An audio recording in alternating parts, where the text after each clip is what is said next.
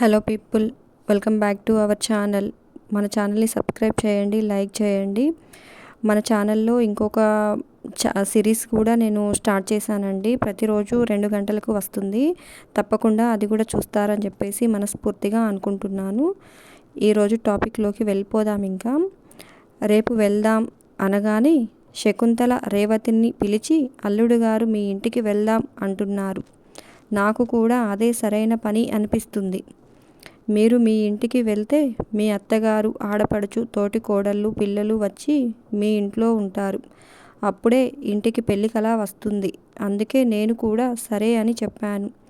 అప్పుడే ఎందుకమ్మా, ఇంకో వారం రోజులు ఉన్నాక వెళ్తాం అని రేవతి చెప్పేలోపు రంగయ్య వచ్చి, అమ్మగారు, మన కర్రె ఆవు ఈనిందండి, కోదూడ పుట్టింది అని చెప్పాడు. అవునా రంగయ్య అంటూ రేవతి చెప్పేది వినిపించుకోకుండా అక్కడి నుంచి వెళ్ళిపోయింది శకుంతల. ఇదంతా చూస్తున్న శక్తికి ఆ టైంలో రేవతి మొహం చూస్తే పిచ్చి నవ్వు వచ్చేసింది. పైగా దూడ పుట్టింది అనేసరికి చావిడి దగ్గరికి ఆవుని చూడడానికి శకుంతల వెళ్తుంటే తను కూడా వస్తాను అని గొడవ చేసింది శక్తి. ఎందుకు? అక్కడికి వచ్చి ఏ కుక్కో నక్కో కనిపిస్తే అరిచి గోలగోల చేయడానికా? పొద్దున అరుపులకే నా చెవి దిబ్బిళ్ళు పడ్డాయి. ఇప్పుడు నీ గోల నేను తట్టుకోలేను అని చెప్పింది శకుంతల. ప్లీజ్ అమ్మమ్మ, అస్సలు అరవను. నోరెత్తితే అప్పుడు అనండి, నేను కూడా వస్తాను అని బ్రతిమిలాడింది. సరే సరే, నోటి మీద వేలు వేసుకో అనగానే శక్తి చిన్నపిల్లలాగా నోటి మీద వేలు వేసుకుంది. అది దూరం నుంచి చూస్తున్న సునంద, గిరిజాలు చిన్నగా నవ్వుకుని, సరిపోయింది, ఇద్దరూ ఇద్దరే అని అంది గిరిజ సునందతో. సునంద కూడా హా నవ్వి ఆ గిరిజ అని అంది. అక్క, ఈ పిల్లలంతా ఏరి, ఒక్కడూ కనిపించడం లేదు అని అడిగింది గిరిజ. సిటీకి వెళ్ళారు గిరిజ. అందరూ కలిసి బయటకు వెళ్ళి చాలా రోజులు అయ్యింది అని అలా తిరిగి వస్తామని వెళ్ళారు. వంశీని కూడా బలవంతంగా లాక్కెళ్ళారు అని చెప్పింది సునంద. అబ్బా, ఈ పిల్లలు ఉన్న చోట ఉండరుగా. పెళ్ళి దగ్గర పడుతుంటే వీళ్ళు పనులు చేయడం మానేసి షికార్లు కొడుతున్నారు. నాకైతే రాత్రులు నిద్ర పట్టడం లేదంటే నమ్మవు అని అంది సునందతో గిరిజ. నువ్వు కంగారు పడకు గిరిజ, ఇంతమంది ఉన్నాం, తలా ఒక పని చేస్తే అయిపోతుంది అని ధైర్యం చెప్పింది సునంద.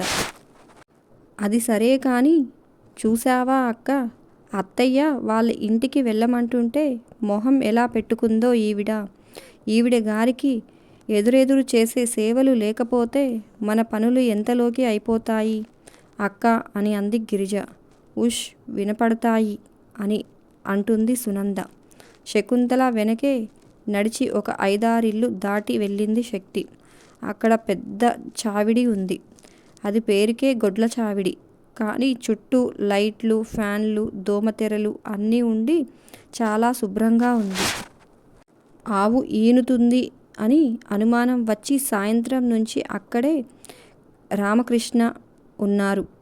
శక్తి బుజ్జి దూడను చూడగానే పరిగెత్తుకుంటూ వెళ్ళి మెడ చుట్టూ చేతులు వేసి వెన్ను మీద నిమరడం మొదలుపెట్టింది.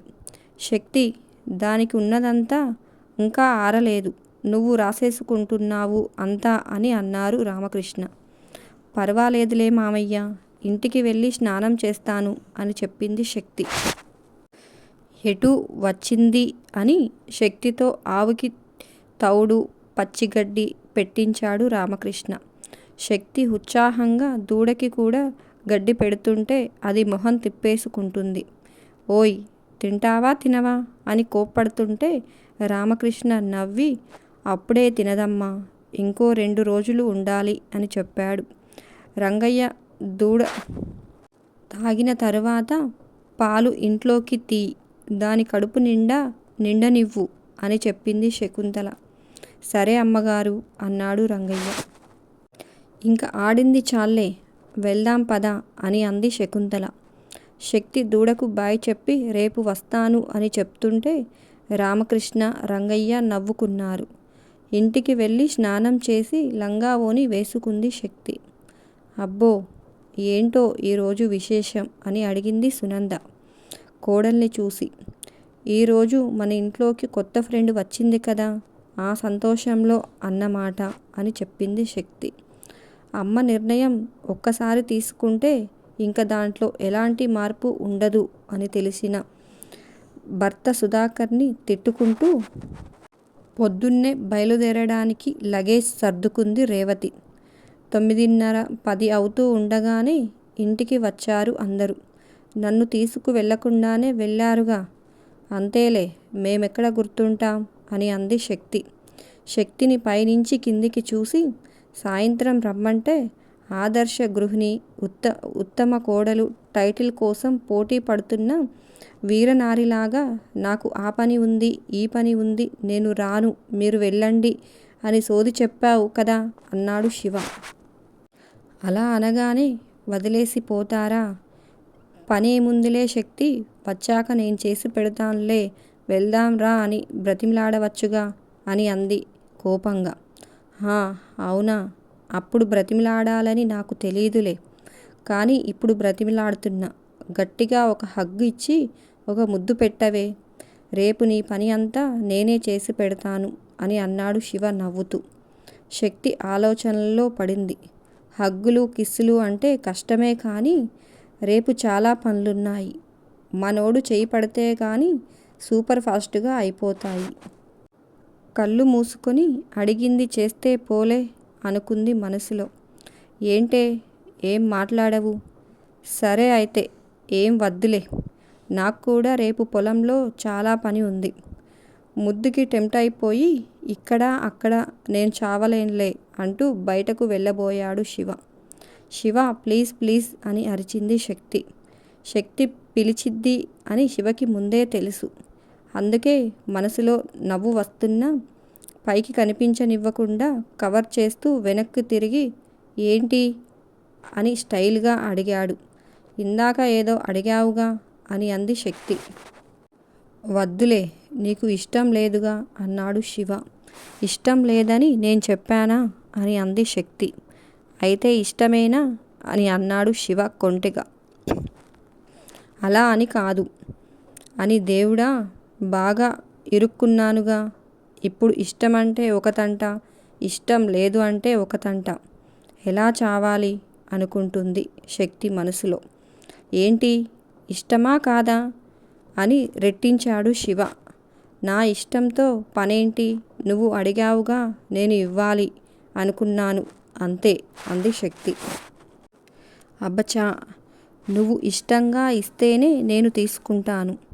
ఏదో పని అయిపోయింది అన్నట్లుగా ఉంటే నాకేం వద్దు అన్నాడు శివ. టైం నీది, ఏం చేస్తాంలే, ఎన్ని ఆటలు అయినా ఆడుతావు అనుకుంటే మాట్లాడవు. అయితే నేను వెళ్తున్నాను మళ్ళీ అంటూ తిరిగాడు. ఇష్టమే అని అంది శక్తి బుంగమూతి పెట్టుకొని. శక్తి పరిస్థితి చూస్తుంటే శివకి లోపల పిచ్చి పిచ్చి సంతోషంగా ఉన్న పైకి మాత్రం కనపడనివ్వకుండా కవర్ చేసుకున్నాడు. శక్తి దగ్గరకు వెళ్ళేసరికి కిందికి చూస్తూ చేతులు నలిపేసుకుంటుంది. శక్తిని అలా చూస్తుంటే శివకి ఇంకా ఇంకా ముద్దుగా అనిపించింది. శక్తి మొహాన్ని 2 చేతుల్లోకి తీసుకొని, భయపడకు, ఏం చెయ్యనులే, ఊరికే అడిగాను, ఏమంటావు అని. నీకు ఇష్టం లేకుండా బలవంతంగా నేనేం చెయ్యను అన్నాడు శివ. శివ అలా చెప్తుంటే శక్తి శివాని గట్టిగా కౌగిలించుకొని ముద్దు పెట్టి నవ్వుతూ అక్కడి నుండి పారిపోయింది. శక్తి ఇచ్చిన షాక్ నుంచి తేరుకొని, హే ఆగవే, ఎక్కడికి పారిపోతున్నావు అంటూ శక్తి వెంటపడి పట్టుకోబోయాడు శివ. శక్తి దొరకకుండా ఓని దొరికేసరికి అది పట్టుకున్నాడు. శక్తి చూసుకోకుండా పరిగెత్తేసరికి పిన్నీసు ఊడిపోయింది, పైట జారిపోయింది. శక్తి ఒక్క అడుగు వేసినా మొత్తం ఊడిపోయి శివ చేతిలోకి వెళ్ళిపోతుంది. అందుకే కదలకుండా వెనక్కి తిరిగి నిలబడేసరికి సరి చేసుకోవడానికి పైకి వేసుకుంటుంటే శివ కిందికి లాగేస్తున్నాడు. శివ ప్లీజ్ అని బ్రతిమిలాడింది. శక్తిని పైకి లాక్కొని ఏంటే ప్లీజ్ ఇలా చిన్న పిల్లోడిని చేసి బాగా ఆడేసుకుంటున్నావు అంటూ గారాలు పోతూ ఇంకా ఎన్ని రోజులే నాకీ బ్రహ్మచర్యం అన్నాడు శివ. ఇంకో 2 ఏళ్ళు కళ్ళు మూసుకుంటే అయిపోతుంది అని చెప్పింది శక్తి. కళ్ళు మూసుకుంటే అయిపోతుందంట రాక్షసి. ఇంత అందాన్ని ముందు పెట్టుకుని కళ్ళు మూసుకోవాలంటే ఎంత కష్టమో నీకేం తెలుసు అంటూ శక్తి మెడ మీద ముద్దు పెట్టాడు శివ. అంత దగ్గరగా ఉంటే శక్తికి కూడా దూరంగా వెళ్ళాలి అనిపించడం లేదు. శివ శక్తికి చాలా దగ్గరకు వచ్చేసరికి సునంద డోర్ కొట్టి శివ భోజనానికి రాలేదేంటి? ఇప్పటికే ఆలస్యమైతే అని అరిచింది. శక్తిని వదలడం ఇష్టం లేక నాకు ఆకలిగా లేదు మమ్మీ, మీరు తినేయండి అని అన్నాడు శివ. నీకు ఆకలిగా లేదు సరే, మీ ఆవిడికి కూడా ఆకలి లేదా అని అడిగింది సునంద. నాకు ఆకలవుతుంది అత్తయ్య, వస్తున్నా అని చెప్పింది శక్తి. శివ ఒక్కటి ఇవ్వబోయాడు శక్తికి. దొంగ మొహందానా, ఎప్పుడు తప్పించుకుందామా అని చూస్తావు అంటూ పోయి బాగా మెక్కు అంటూ మొహం మీద దిండు పెట్టుకొని పడుకున్నాడు. ఏంటి శివ చిన్న పిల్లోడిలాగా మాటిమాటికి అలుగుతావు? రా వెళ్ళి భోజనం చేద్దాం అని అడిగింది శక్తి.